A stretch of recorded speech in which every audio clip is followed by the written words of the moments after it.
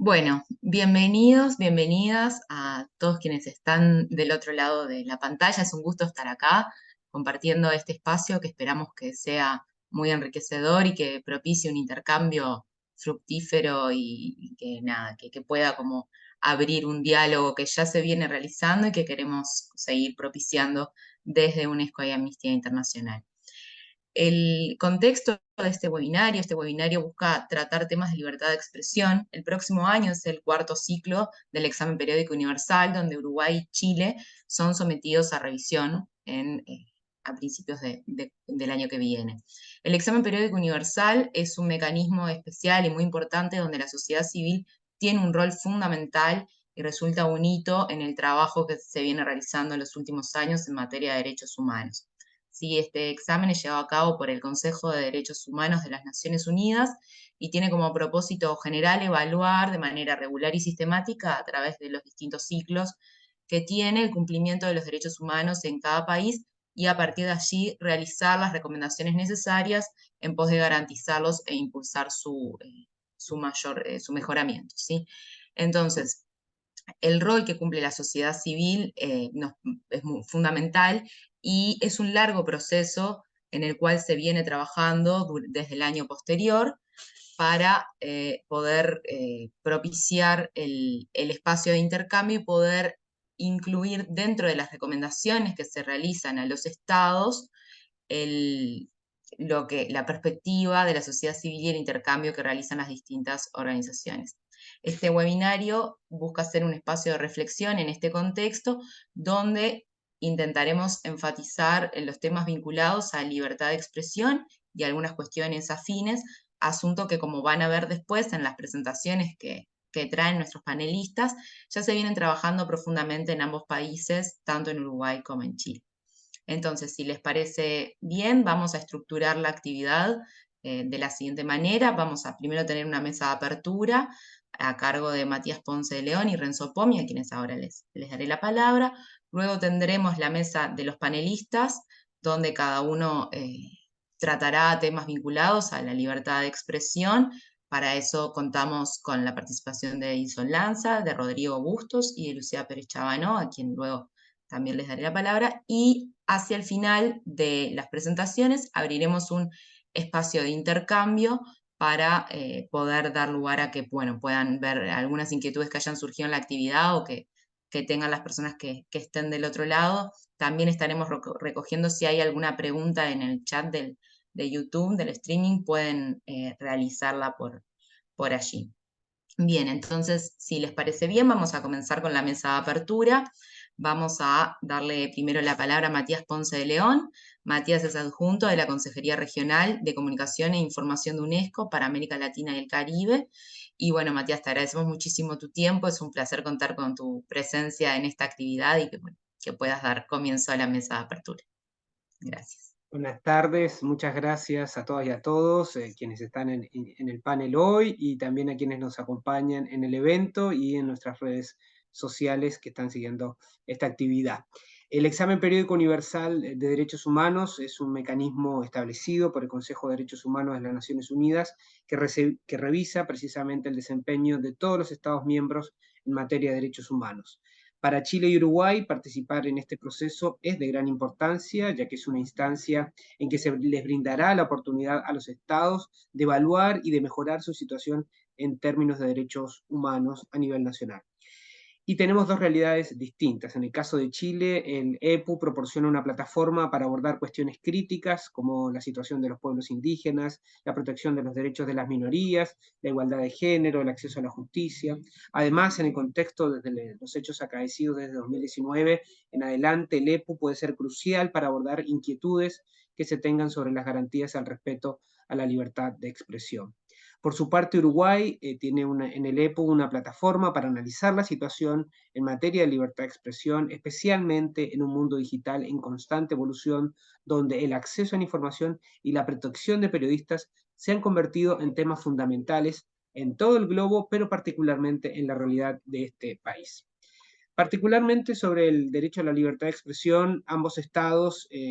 tienen en el EPO una plataforma, un espacio para abordar preocupaciones específicas que también forman parte del trabajo de la UNESCO en la región, tales como la protección de periodistas, el acceso a la información y la seguridad en línea. Garantizar la libertad de expresión es esencial para fomentar sociedades abiertas y democráticas, y el EPU ofrece la oportunidad de revisar y fortalecer los compromisos de estos países en este aspecto. En resumen, estar en el EPU, participar en el EPU, tanto desde la rendición de cuentas que hacen los estados como activamente en el seguimiento que hacen las organizaciones de la sociedad civil, es esencial para que ambos países demuestren su compromiso con los derechos humanos a nivel internacional, aborden desafíos pendientes y fortalezcan las protecciones en áreas cruciales como lo es la libertad de expresión. Desde la UNESCO y en particular desde el Programa de Comunicación e Información de la UNESCO para América Latina y el Caribe, apoyamos la generación de estos ámbitos de discusión y preparación del trabajo de la sociedad civil respecto al próximo examen.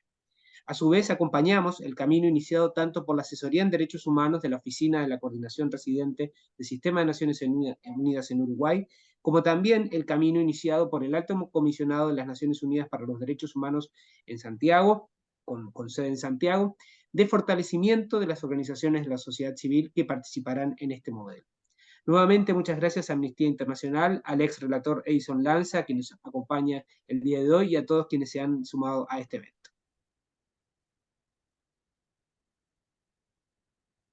Muchísimas gracias, Matías, por tus palabras de bienvenida. Vamos ahora a darle la palabra a Renzo Pomi. Renzo es el representante de Amnistía Internacional para Naciones Unidas en Nueva York. Renzo, te agradecemos muchísimo que hayas podido participar de la actividad y que también sabemos que estás con diferencia horaria, entonces realmente te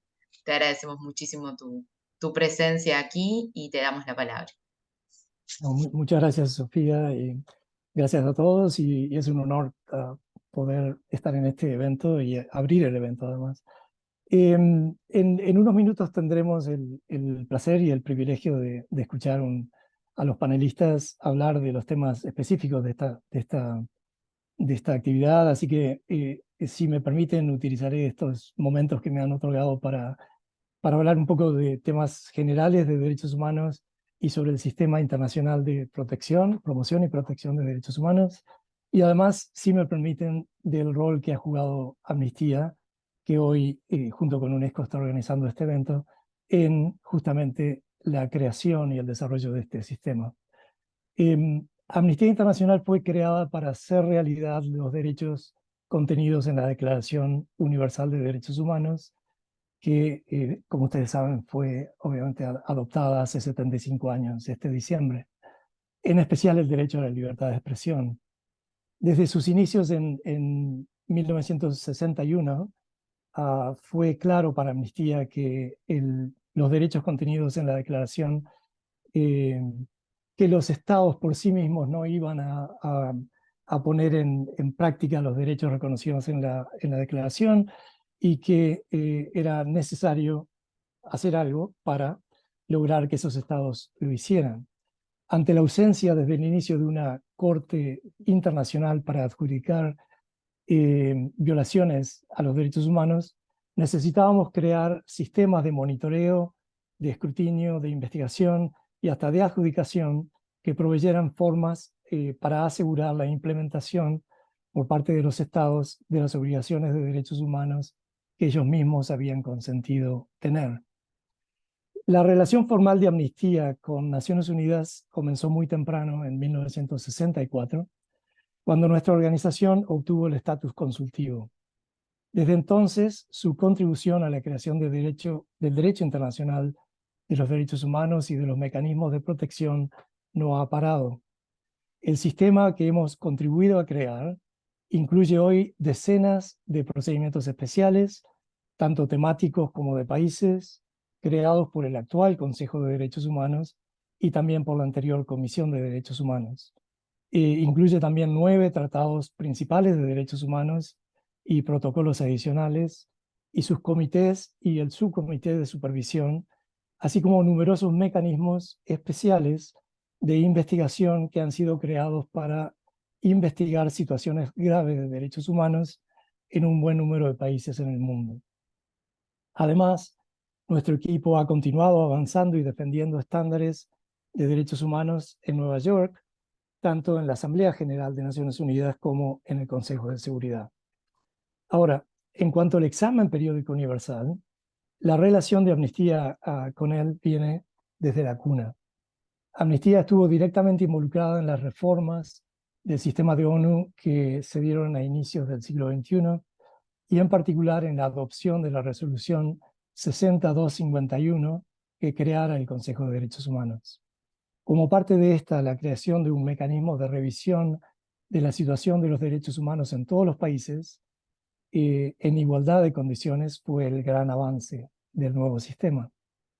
Por supuesto, toda negociación diplomática termina en compromisos que hacen el fruto final no completamente satisfactorio para todas las partes involucradas. Seguramente los colegas del panel van a tratar de los desafíos que implica hacer este sistema más efectivo. De todas maneras, es para mí esencial que, que este tipo de conversaciones tengan lugar y que sean las organizaciones locales las que se involucren en el uso del sistema, ya sea mediante la presentación de información, la realización de tareas de incidencia para que ciertas recomendaciones sean presentadas y aceptadas por los estados, y para el seguimiento e implementación de los compromisos asumidos. Pero espero que me permitan, si el tiempo es suficiente, realizar una última reflexión. Y es la siguiente. Es sumamente significativo que este evento sobre estos temas sea coorganizado, además de por UNESCO, por las secciones nacionales de Amnistía Internacional de Chile y Uruguay. En el año que recordamos los 50 años de los golpes de Estado en ambos países, que significaron la agudización de una situación de desconocimiento de los derechos humanos, en particular el derecho a la libertad de expresión y a la manifestación pacífica, colegas de ambas secciones nacionales convocan a esta conversación no solo para reafirmar la importancia de esos derechos, sino también para reflexionar sobre el uso de mecanismos intergubernamentales de protección como el examen periódico universal. La presión internacional, incluida por parte de organizaciones intergubernamentales, fue esencial para la apertura democrática y el fin de los gobiernos dictatoriales en ambos países. Pero es interesante notar que, para cuando nuestras sociedades sufrieron esos golpes de Estado y perdieron el ejercicio de sus derechos, prácticamente ninguno de los mecanismos que acabo de mencionar existían. Fue solo en 1980 cuando los chilenos y uruguayos y las chilenas y las uruguayas llevaban ya años bajo el sistema dictatorial, fue el que se creó el primer procedimiento especial, el Grupo de Trabajo sobre Desapariciones Forzadas. O sea que los y las chilenas y uruguayas no solo ofrecieron ejemplos trágicos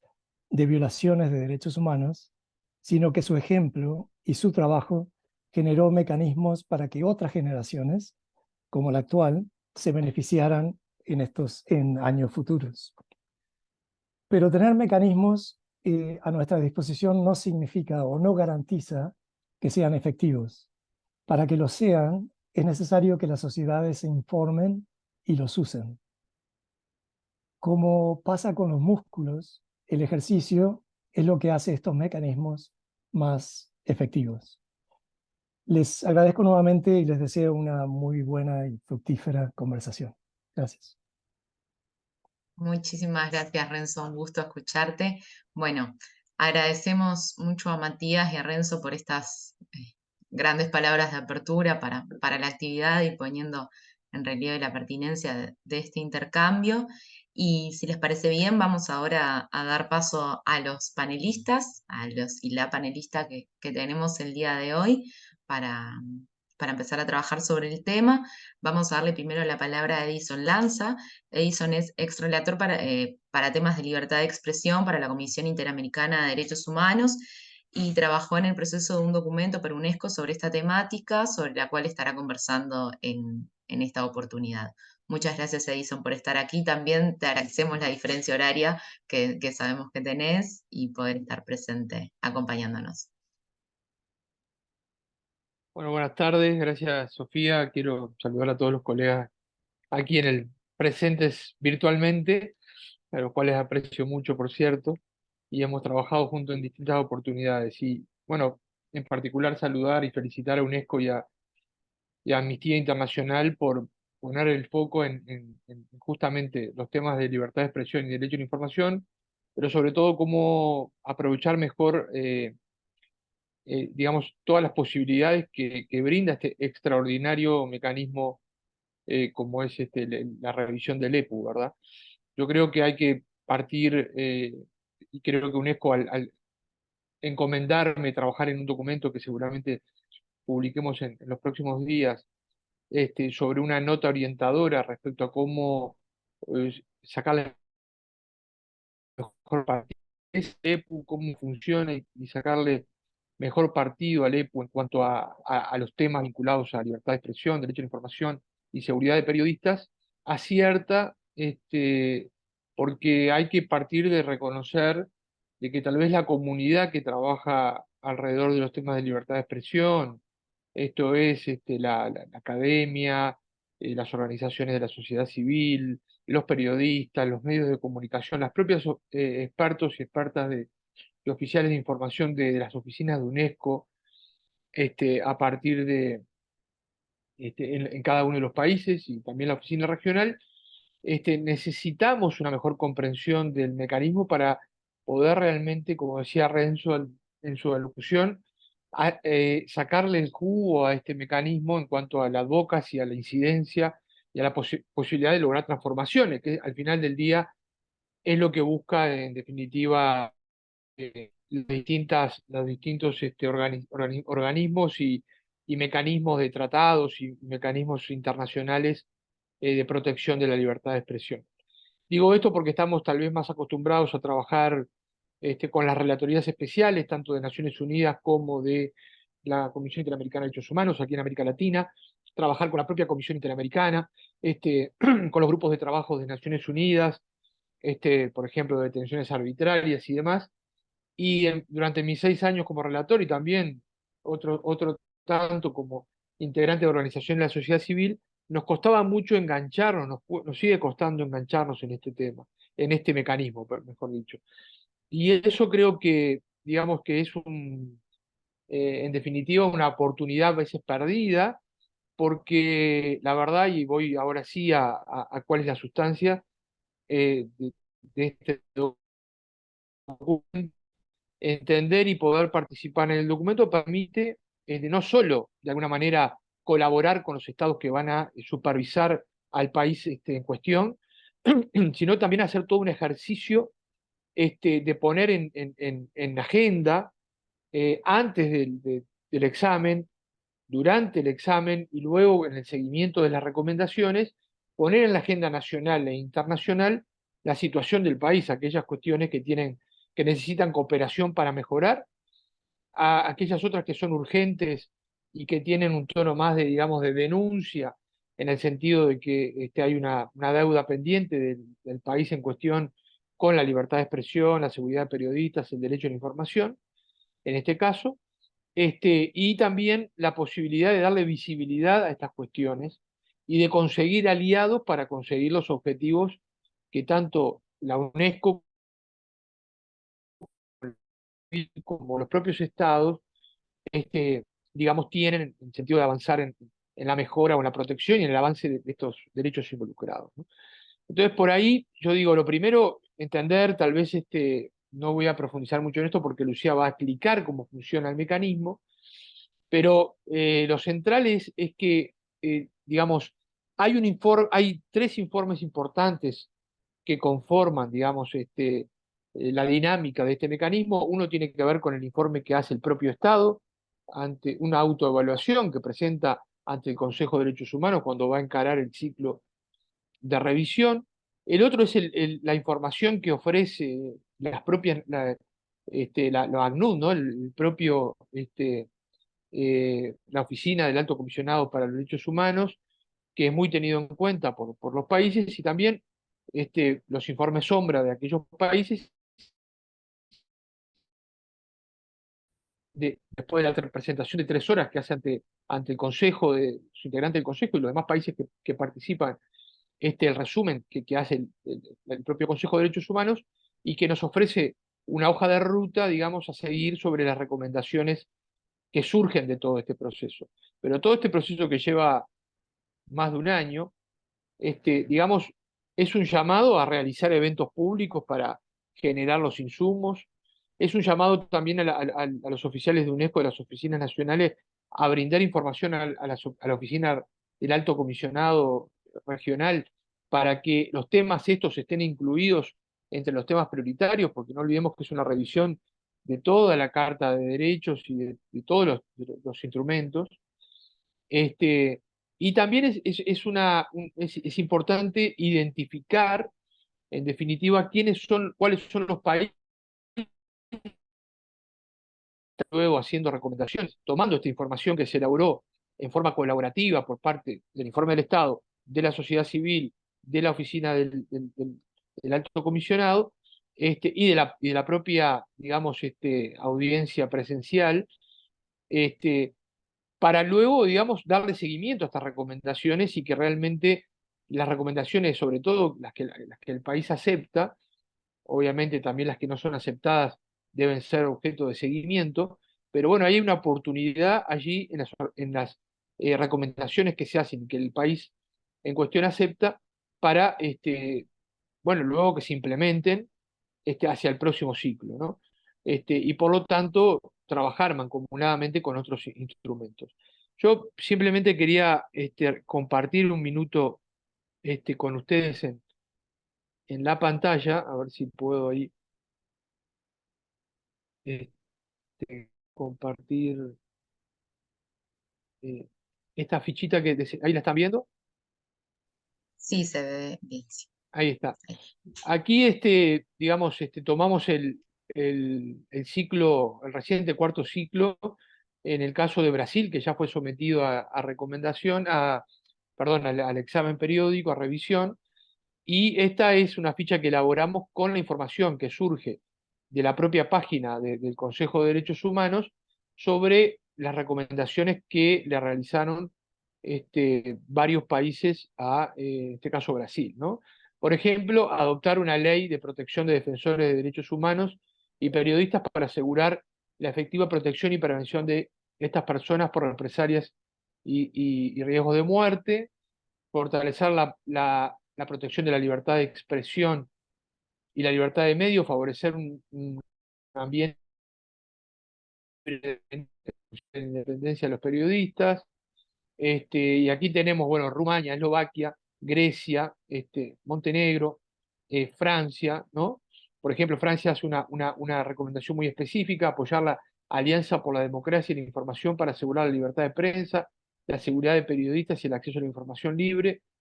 plural y confiable. Han sido, en este caso, todas aceptadas por Brasil. También aquí se puede deducir a qué ODS corresponde la recomendación, a cuál ODS contribuye, y el eje temático principal, ¿no? Asegurar que las amenazas y ataques contra periodistas, trabajadores de los medios de comunicación y defensores de derechos humanos sean investigados, sus perpetradores sean sometidos a la justicia, asegurar que hay, digamos, y uno puede luego sacar conclusiones. Países Bajos,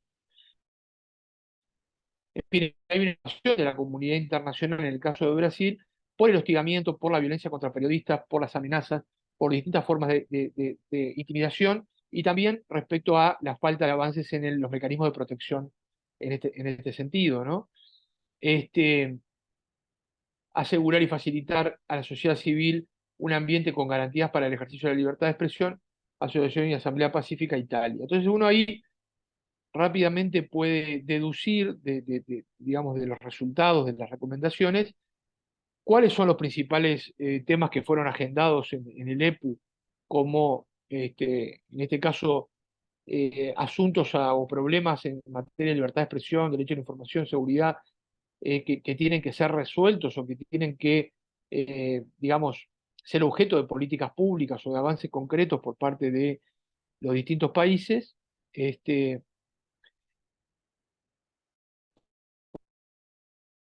Así el- Bueno, sigo ahí con la ficha porque a ver si lo puedo sacar. Ahora sí. Eh, Les decía, y por otra parte, digamos, a partir de toda esta información, también se pueden hacer distintas acciones de incidencia, ¿no? Es decir,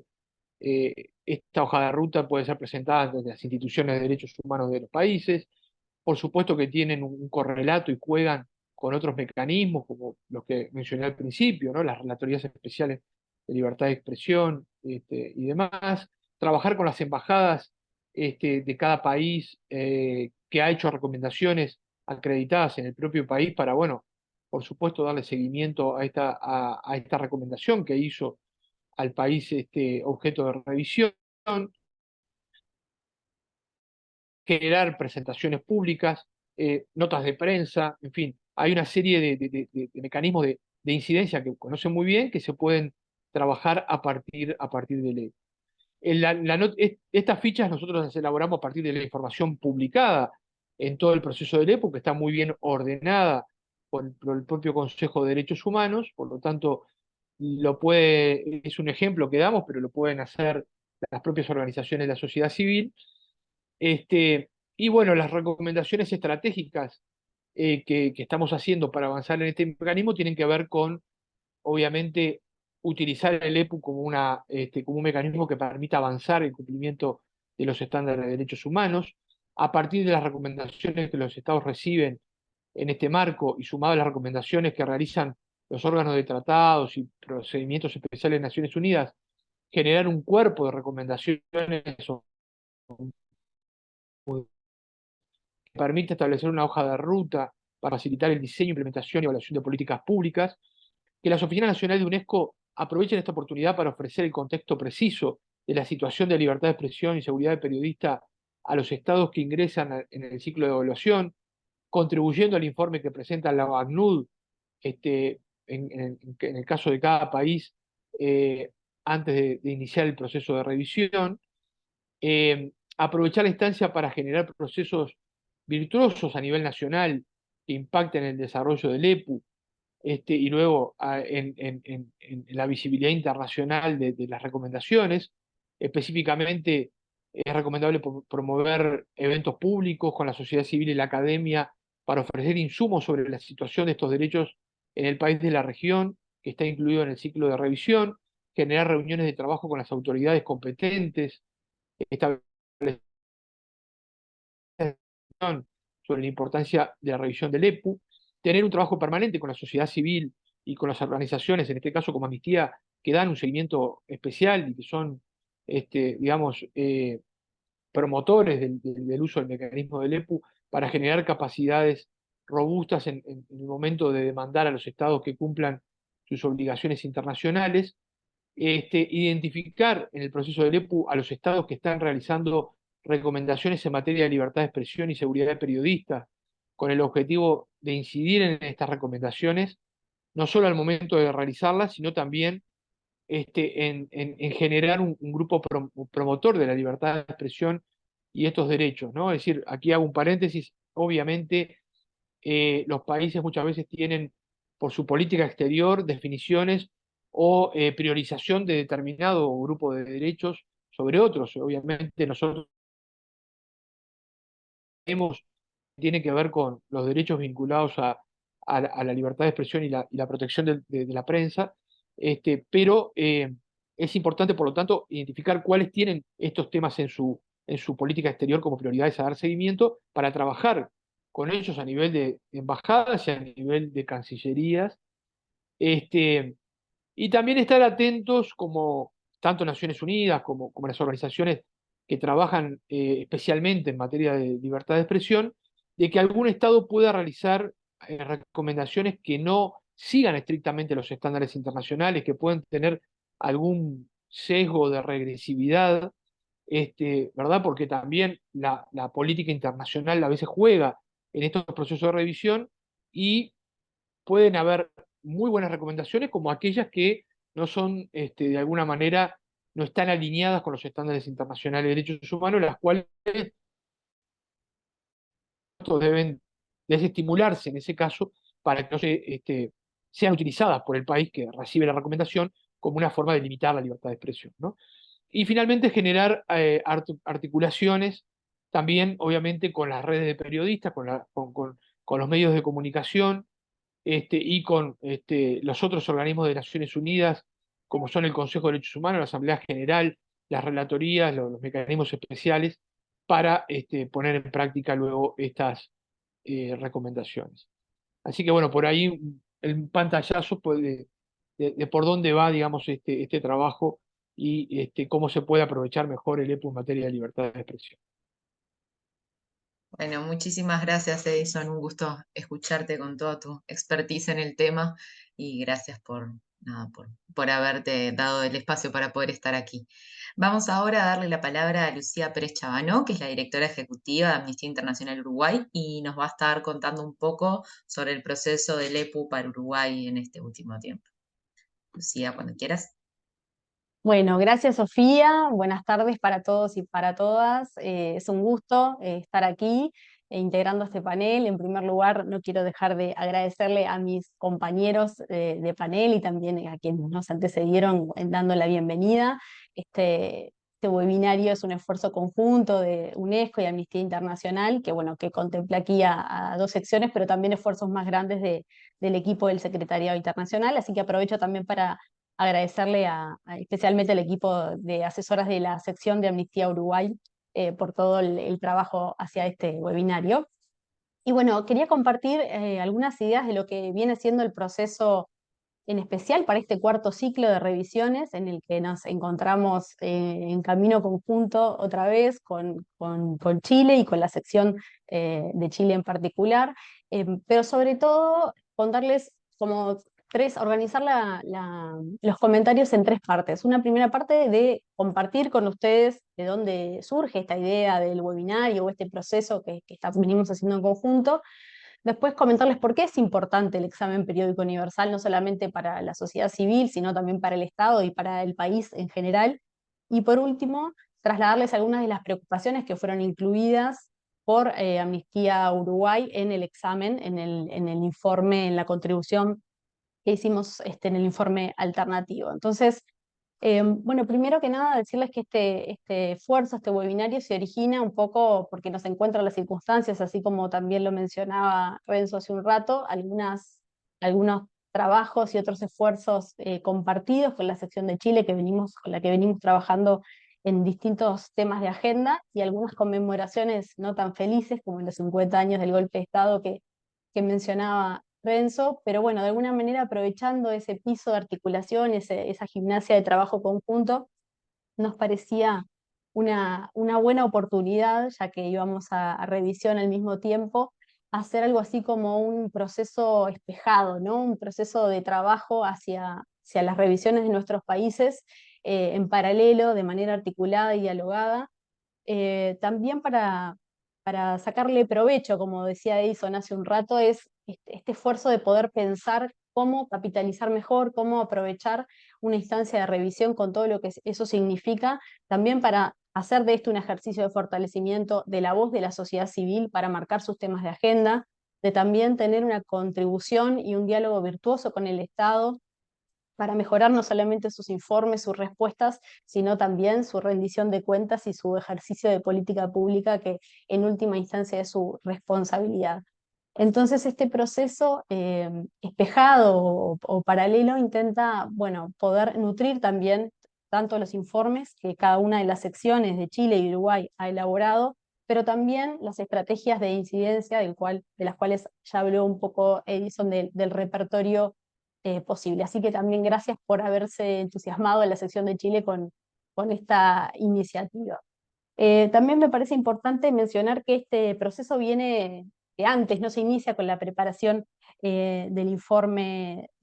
alternativo hacia el EPU, sino que también el diálogo con la Oficina Regional de la UNESCO para Amnistía Uruguay viene siendo algo cotidiano y eso es muy bueno,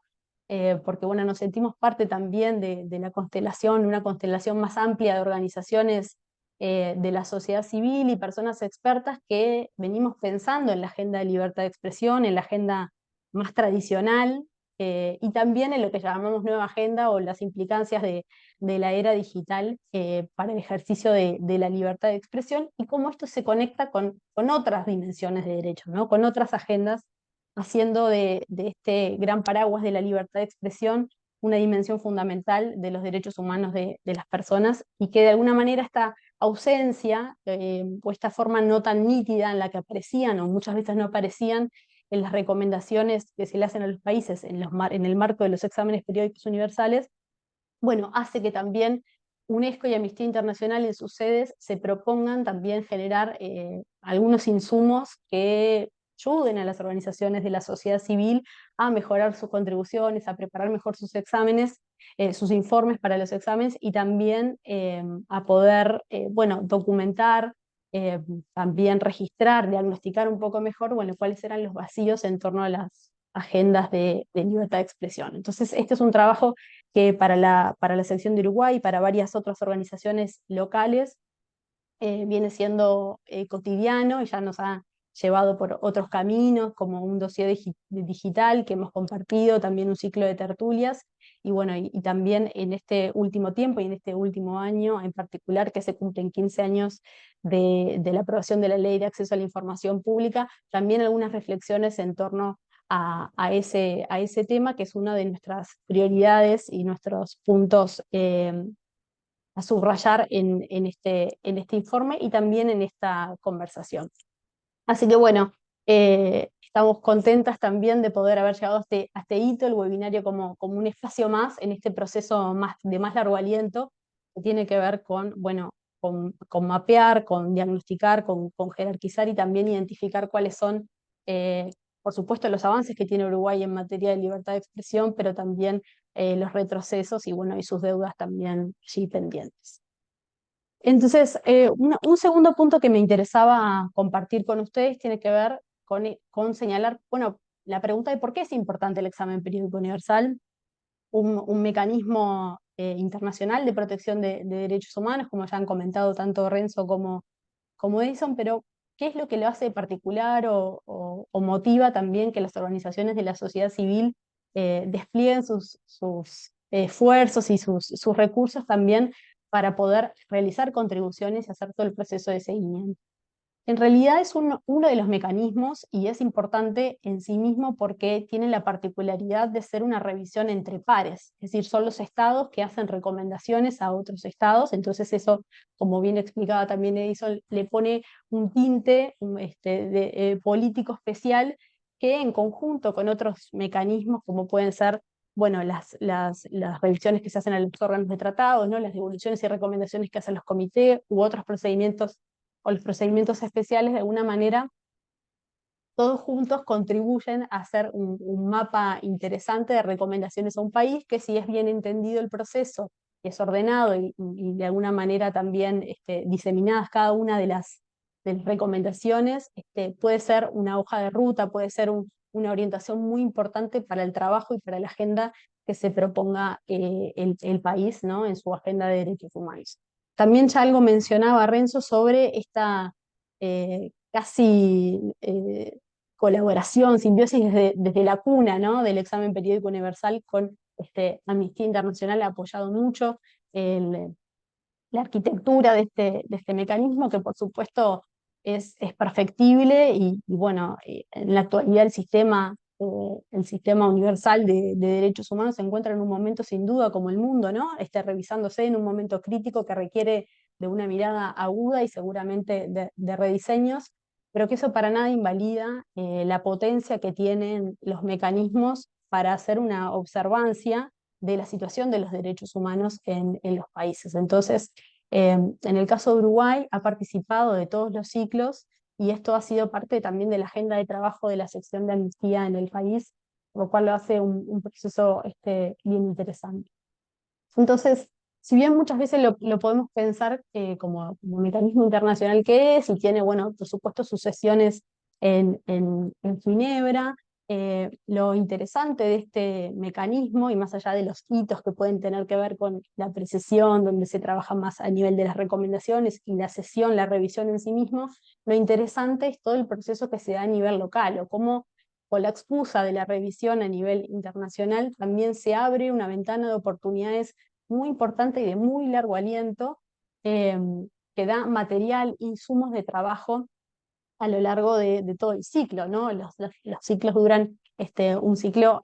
4 años y medio, y entonces de alguna forma tracciona la agenda un ciclo hacia el otro, ¿no? Entonces no verlo como un proceso aislado o un hito que solamente tiene un mojón en los procesos de las sesiones y de las precesiones y la sesión en sí mismo, sino que es interesante toda el camino que abre de trabajo, no solamente para la elaboración de los informes, sino que eso implica para las organizaciones. En este caso, en Uruguay, para este ciclo en particular, se han dado procesos interesantes de diálogo entre las organizaciones, con el NONG, y bueno, y también no solamente entre las organizaciones, sino con el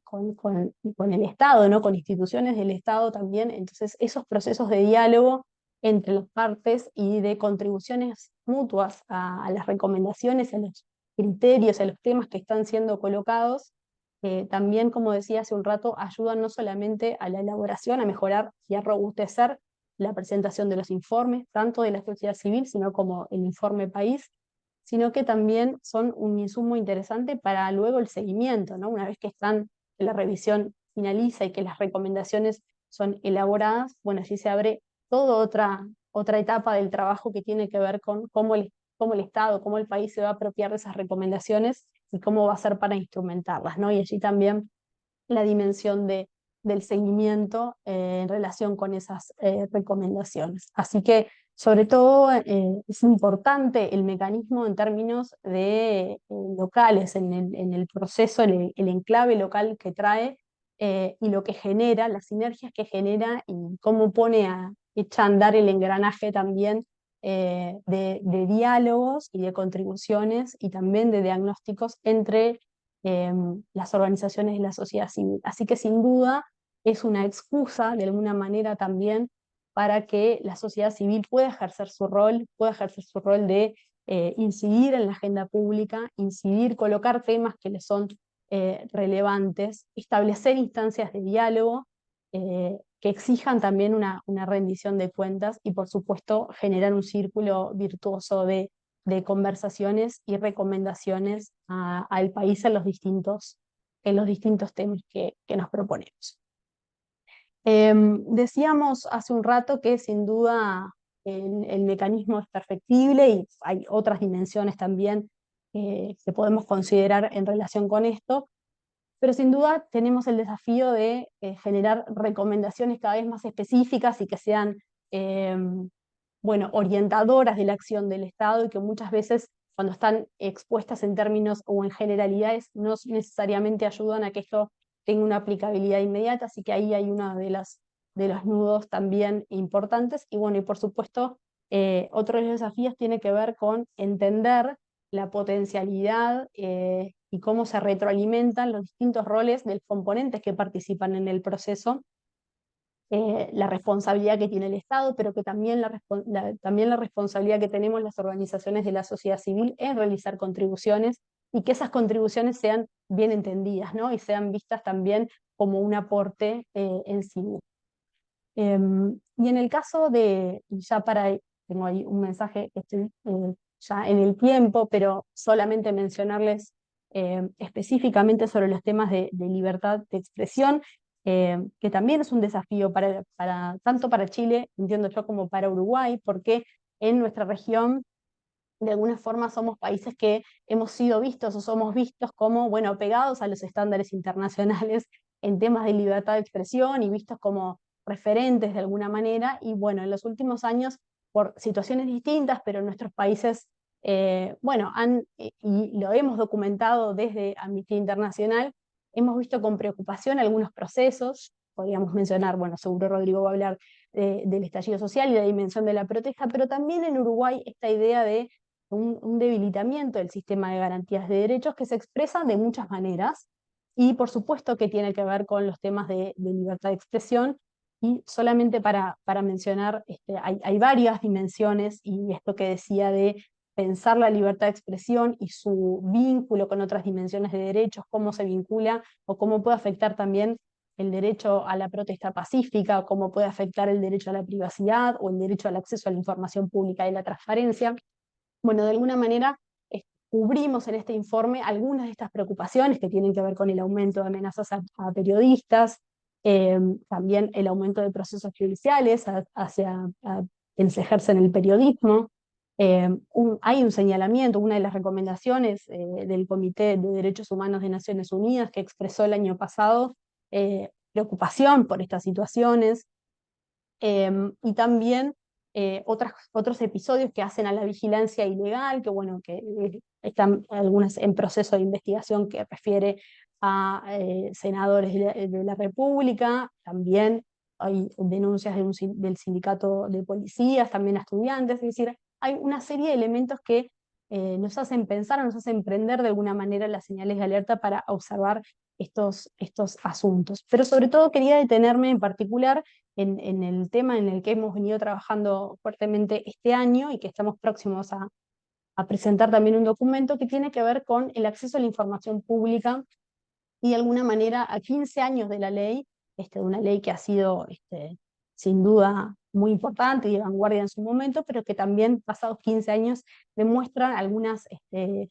debilidades o elementos en los que tenemos que tener en cuenta, tanto desde el nivel normativo, así como también en la dimensión de la práctica, ¿no? Lo que tiene que ver con el uso y la costumbre de la ley y en el entender bien el proceso de las solicitudes de acceso a la información pública y cómo la calidad de las respuestas a tiempo, en formatos que sean amigables y procesables para quien los pide, pueden establecer un círculo virtuoso de diálogo otra vez entre la sociedad civil o entre quien pide la información y el Estado, ¿no? Muchas veces identificando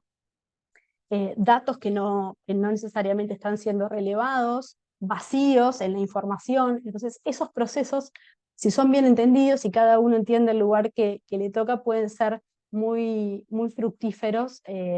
para la vida pública, ¿verdad? Entonces, quería señalar simplemente eso. Y bueno, pues después podemos abrir la conversación, no quiero robar más tiempo, pero sí reforzar esta idea de que el examen periódico universal es una instancia importantísima para la revisión del cumplimiento de los acuerdos a los que se ha comprometido Uruguay en materia de derechos humanos. Por lo tanto, es una oportunidad también para las organizaciones de la sociedad civil para incidir en la agenda pública, en los temas que son prioritarios, para indicar, para hacer una contribución a esa hoja de ruta país.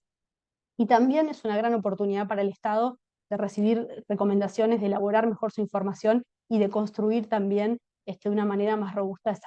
esa hoja de ruta. Así que sin duda estaremos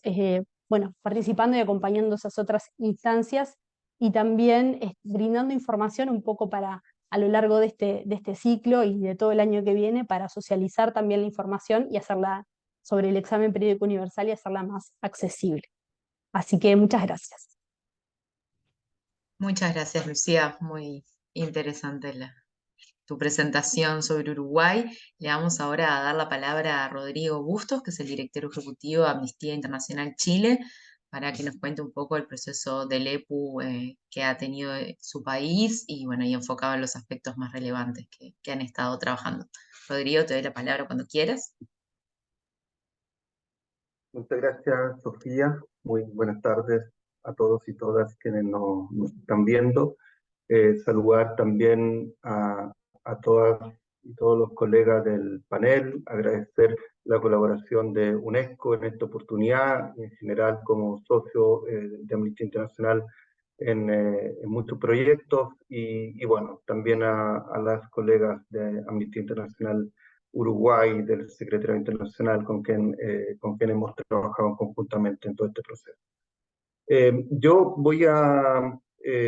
no quiero repetirme en varias de las cosas que se han planteado, me uno a varias de las cuestiones señaladas en relación a la relevancia que tiene este mecanismo, el examen periódico universal.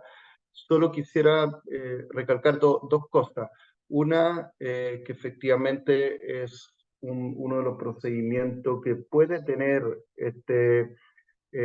círculo virtuoso del cual hablaba Lucía, por el trabajo que se puede hacer con la sociedad civil, porque involucra también recomendaciones de pares de otros estados. Y bueno, está esta posibilidad durante el periodo del ciclo de hacer este seguimiento a las recomendaciones y este monitoreo de parte también de la sociedad civil.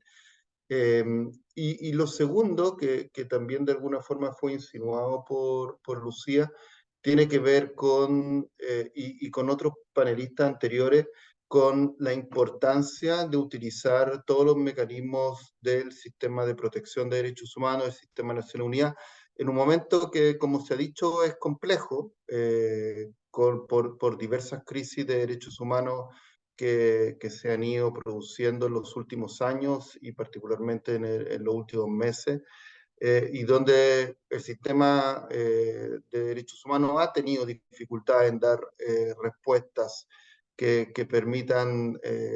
precisamente abordar las complejidades de las crisis de derechos humanos que se han estado generando. Pero en ese contexto, lo que desde Amnistía Internacional siempre hemos planteado es que, dándonos cuenta, constatando algunas de las dificultades del sistema de protección de derechos humanos, nuestra apuesta es siempre de trabajar por fortalecerlo y por utilizar los mecanismos existentes. Dicho eso, y también planteando, o sea, o más bien señalando que desde Amnistía Internacional Chile también hemos estado siempre presentes en los ciclos anteriores, realizando nuestros informes en el marco del examen periódico universal al Estado de Chile. Quisiera centrarme en cuáles son los temas relacionados con la libertad de expresión que desde Amnistía Internacional Chile vamos a plantear en el marco de este examen periódico universal. Como de alguna forma ya se adelantó en intervenciones anteriores, en nuestro caso, los énfasis y las prioridades están puestas en relación al derecho a la protesta. Y aquí quisiera recordar lo que decimos desde Amnistía Internacional en relación a la protesta. Siempre planteamos que es una forma tremendamente importante de decirle la verdad al poder y que a lo largo de la historia las protestas han servido para avanzar por parte de movimientos sociales en cambios poderosos, para dejar atrás injusticia y abusos, y avanzar en el reconocimiento de derechos humanos. Si quienes nos están viendo buscan la protesta en los tratados internacionales de derechos humanos, el derecho a la protesta, no lo van a encontrar propiamente como un derecho en las convenciones, pero sí van a poder encontrar justamente la conexión que tiene con otros derechos, especialmente la libertad de expresión y el derecho de reunión, además de otros varios derechos humanos. Y es un derecho que desde Amnistía Internacional hemos planteado que ha estado bajo ataque, bajo amenaza a nivel global. Y justamente tenemos una campaña global respecto de la necesidad de proteger la protesta. En el caso de Chile, ya antes del estallido social de 2019, y es algo justamente que ahora volvemos a plantear en el marco del examen periódico universal, hemos señalado la disconformidad del marco normativo chileno en relación al derecho a la protesta, a la libertad de expresión y al derecho de reunión. En Chile, el derecho de reunión en particular está regulado por normativas que no son de carácter legal, como se establece en los estándares internacionales de derechos humanos, sino a través de un decreto supremo, el decreto supremo 1086 del año 1983, y que además establece un mecanismo de autorización que es también contrario a los estándares, especialmente tanto desarrollados por la Comisión Interamericana de Derechos Humanos como en el marco del Sistema de Naciones Unidas. Entonces, esa es una cuestión que ahora señalamos nuevamente en el examen periódico universal, y además planteamos la preocupación por no solo no hacerse cargo el Estado de Chile de adecuar su marco normativo a los estándares internacionales de derechos humanos, sino en establecer otras normas que pueden afectar el derecho a la protesta, como por ejemplo normativas que se han dictado durante este año 2023, durante el primer semestre, y que básicamente establecen exenciones de responsabilidad respecto al uso de la fuerza por agentes del Estado, lo cual ya se ha utilizado en juicios vinculados a violaciones de derechos humanos en el contexto del derecho a la protesta durante el estallido social. Por lo tanto, ese es un motivo de preocupación que señalamos en nuestro informe en el marco del examen periódico universal. Y otra cuestión en relación al estallido social tiene que ver con las obligaciones del Estado de hacerse cargo de las violaciones a los derechos humanos cometidas en el contexto del ejercicio del derecho a la protesta desde octubre de 2019 en adelante. Y aquí lo que tenemos que señalar, y que justamente estamos señalando en el marco de este examen periódico universal, es que el Estado de Chile está al debe,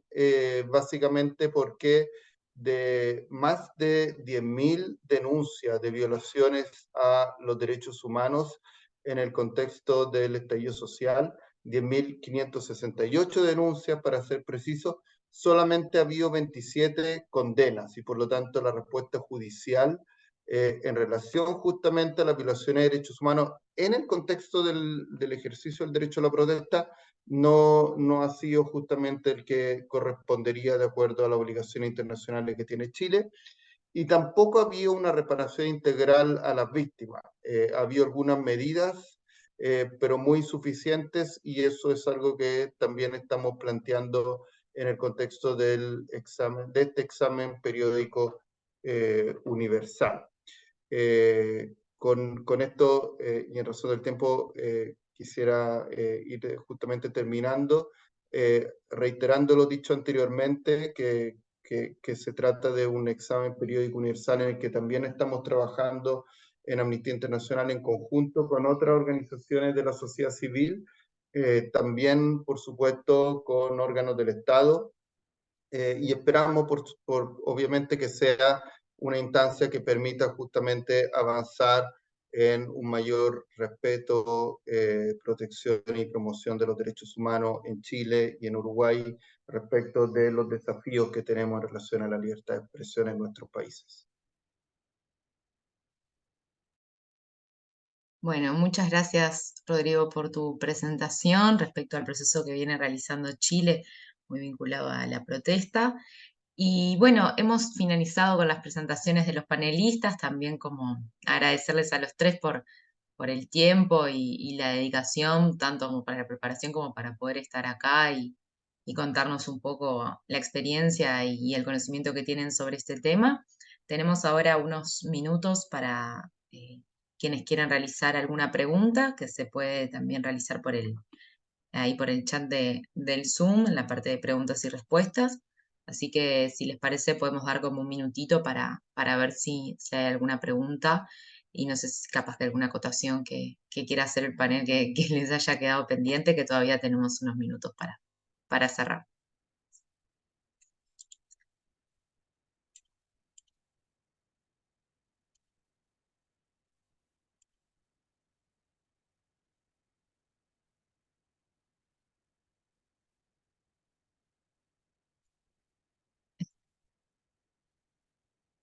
Hay una mano levantada.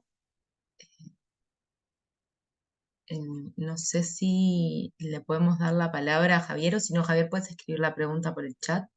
No sé, Matías, ahí sí. Pueden escribir las preguntas, por favor. Por cómo está configurado el Zoom, sí. Javier, por favor, te pedimos si podés escribir la pregunta ahí en la parte de preguntas y respuestas que a nosotros nos aparece. Bien. Bueno, tenemos una pregunta de Zuliana, las voy comentando. Y bueno, ella hace una consulta respecto a qué hacer cuando un país no cumple los compromisos que asume en el marco del EPU, cuál es el camino que nos queda. Y Victoria Gadea, que agradece el aporte y recalca la importancia del derecho a la protesta teniendo en cuenta el contexto internacional. Por ahora tenemos esta pregunta de qué hacer cuando un país no cumple los compromisos que asume en el marco del EPU y qué camino queda.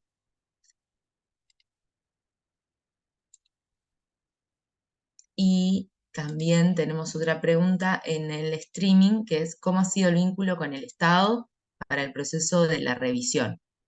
que ya no aparece en el Zoom, pero bueno, ¿cómo ha sido el vínculo con el Estado, con ambos estados, me imagino, en este proceso? Les voy dando la palabra si quieren a los panelistas mientras tenemos esas dos preguntas y vemos si aparece alguna más. Bien, bueno, gracias por las preguntas. Bueno, con respecto al vínculo con el Estado, decía un poco hace un rato que es una oportunidad también de establecer o de fortalecer caminos de diálogo.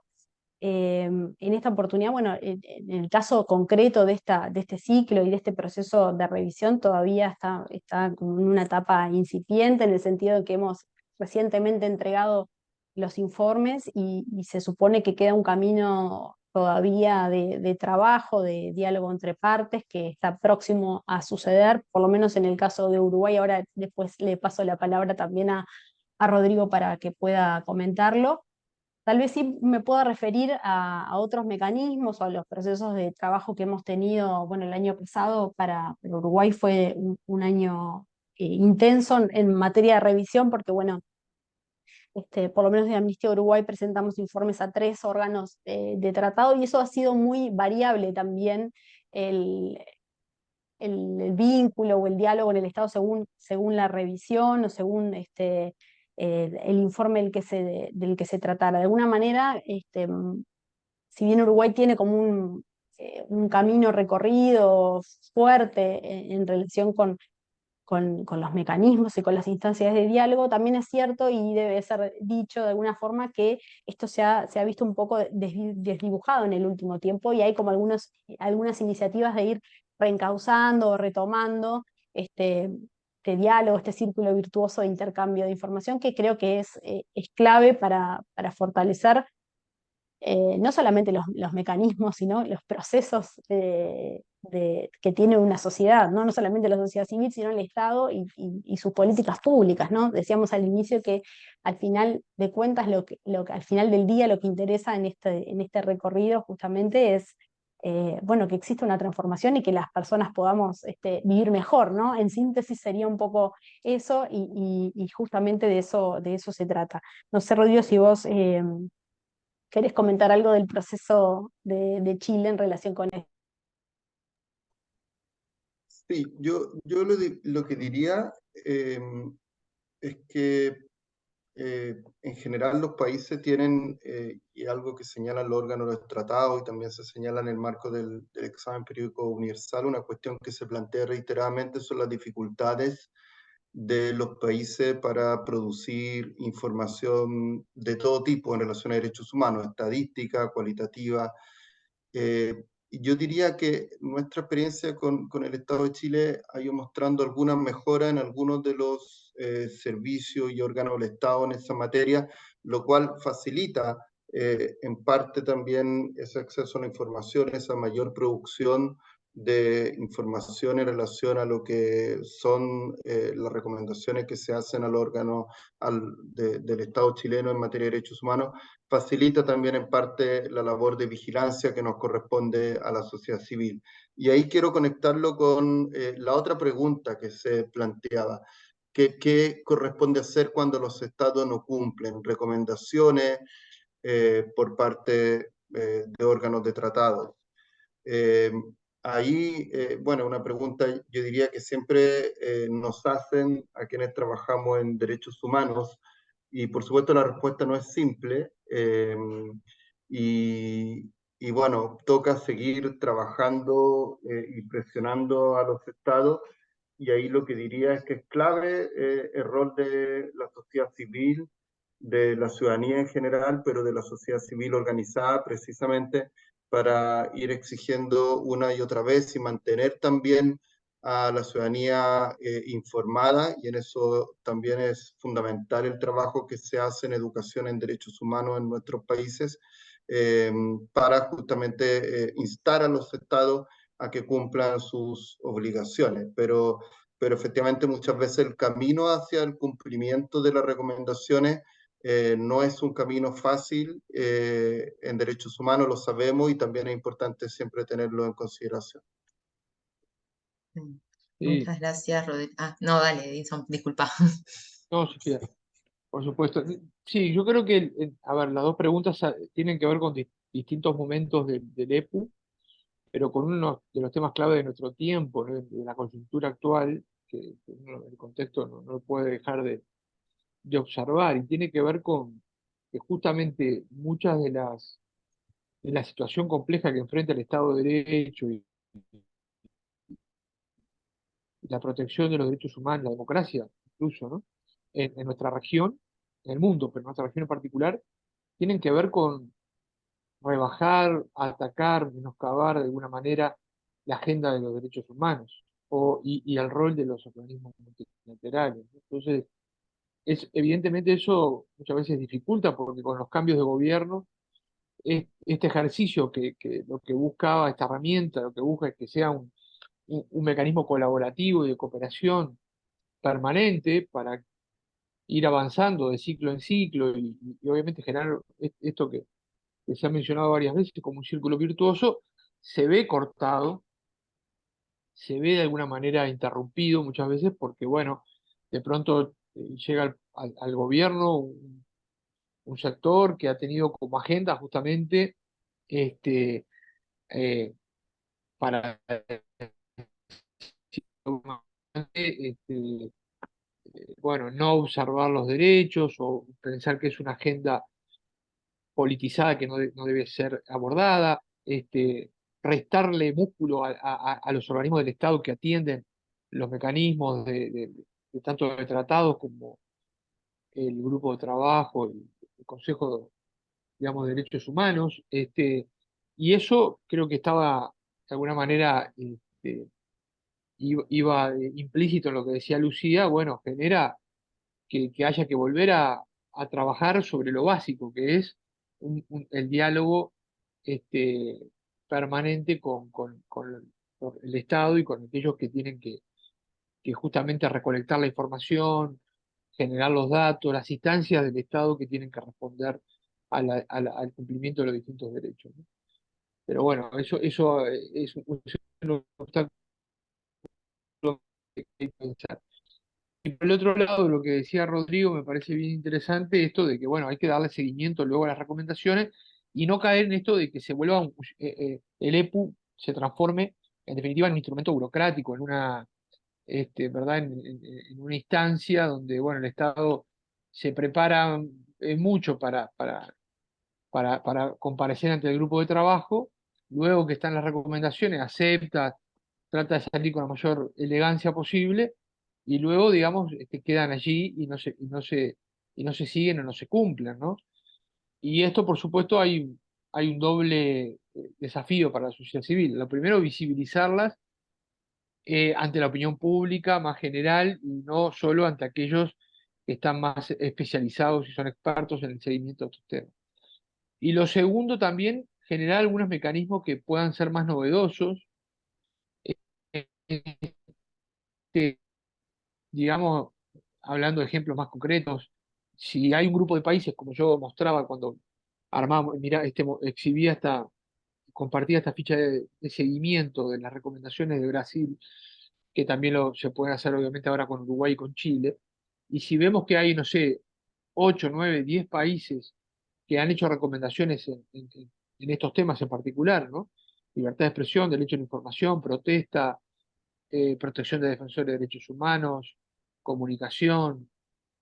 seguridad de periodistas, independencia. Bueno, trabajar con las cancillerías de estos países o con las embajadas de estos países también para que también le den seguimiento, ¿no? Una nota enviada al Estado en determinado momento, ante un episodio concreto, un recordatorio, la participación en un foro público de alguno de estos países, de volver a visibilizar a las organizaciones que hicieron los aportes, los informes alternativos en eventos, digamos, periódicos posteriores. Obviamente compartir el EPU en otras instancias, en las audiencias públicas, por ejemplo, de la Comisión Interamericana de Derechos Humanos. A mí me pasaba que muchas veces la sociedad civil decía, bueno, estoy presentando esta problemática de esta coyuntura actual,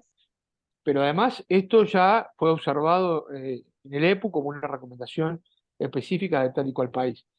O sea, esa mirada integral puede ayudar a empujar en el cumplimiento, ¿no? Y por supuesto no olvidarse que no es solo la Cancillería ni el Poder Ejecutivo, ¿no? El que está obligado. Muchas de las recomendaciones tienen que ver con que distintos organismos, el Poder Legislativo o el Poder Judicial del país en cuestión, bajo revisión, digamos, también adopte políticas públicas, legislación, acciones, etcétera. Y bueno, ahí también hay un juego de visibilizar a quién le corresponde implementar estas recomendaciones. Muchas gracias, son muy buenos esos últimos aportes en esta línea. Y si les parece, tenemos una última pregunta bastante concreta para un minutito antes de cerrar, que Javier, que había levantado la mano cuando abrimos el espacio, él es del Observatorio del Derecho a la Comunicación y pregunta específicamente para Chile, ¿qué pasos pueden darse una vez entregado el informe de la sociedad civil? El Estado tiene hasta el 1 de febrero para entregar el informe. ¿Qué se puede hacer de forma previa a la precesión de abril y al grupo de trabajo de mayo? ¿Qué acciones podrían ser más incidentes en estos meses concretos? ¿Contactos con embajadas, con el propio Estado, otro tipo de acciones? Es un poco en la línea de lo que había planteado Rodrigo, pero como una pregunta ahí como más específica. Nada, tenemos ahí como un par de minutitos todavía para una respuesta a eso. Bien, capaz que retomo y para luego hacer otra ronda, pero me parece que estamos volviendo un poco sobre lo mismo de la oportunidad que genera la revisión en sí mismo y el examen, y cómo se puede aprovechar de manera inteligente y hasta económica, ¿no? En esto que Edison planteaba hace un ratito, un repertorio grande, y no solamente es la Cancillería el interlocutor principal, sino que en esta pregunta de, bueno, ¿qué hacer, no? Cuando parece que se agotan los mecanismos o que esto de asumir los compromisos no es suficiente, ¿no? Lo vinculante que puede llegar a ser, bueno, qué hacer, ¿no? ¿Qué más hay para poder en el repertorio para seguir empujando? Y creo que tiene que ver muy bien con construir esta idea de los roles, ¿no? De saberse bien en el rol que cumple el Estado y el rol que tiene la sociedad civil, entendiendo que se retroalimenta de alguna manera, ¿no? Y ahí me parece que uno de los ejemplos que mencionaba antes con respecto a, bueno, cómo ha sido el vínculo con el Estado en Uruguay, y particularmente para esta revisión, y ponía el ejemplo de los informes a los órganos de tratado. Uno de los ejemplos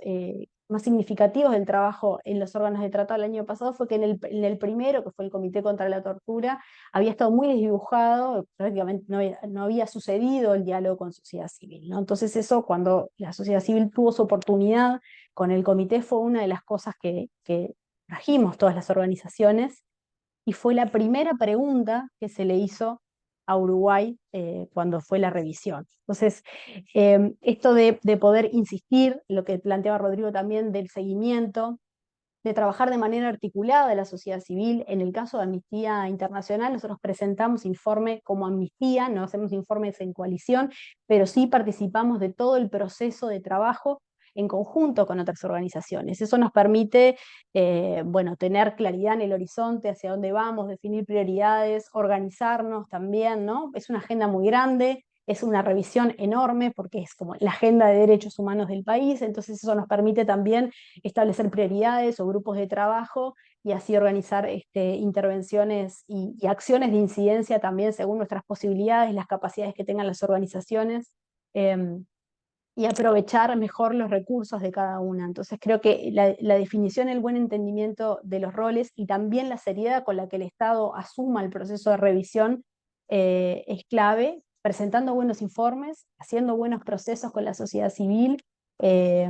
tomando seriamente las recomendaciones y también generando instrumentos para dar seguimiento a esas recomendaciones, ¿no? Elaborando indicadores, teniendo estos diálogos y hacer un seguimiento serio y frecuente que permita también a la sociedad civil cumplir con su rol de observancia de alguna forma, ¿no? Gracias, Lucía. No sé si Rodrigo o Edison tienen algún aporte más para hacer antes de cerrar. Ya, yo tomo la palabra, gracias Sofía. Y respondiendo a la pregunta ahí que nos hizo Javier, y bueno, de manera concisa, porque ya estamos medio justo en el tiempo, básicamente plantear dos cosas.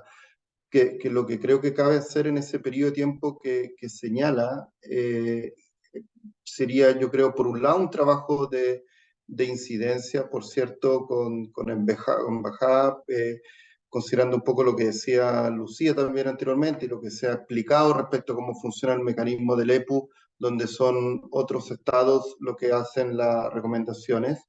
Y lo otro que yo diría que es una labor muy importante en la sociedad civil es buscar que en el fondo todo este procedimiento, todo este mecanismo no quede encapsulado en algunas organizaciones de la sociedad civil, sino que podamos hacer un trabajo de difusión con distintas otras organizaciones que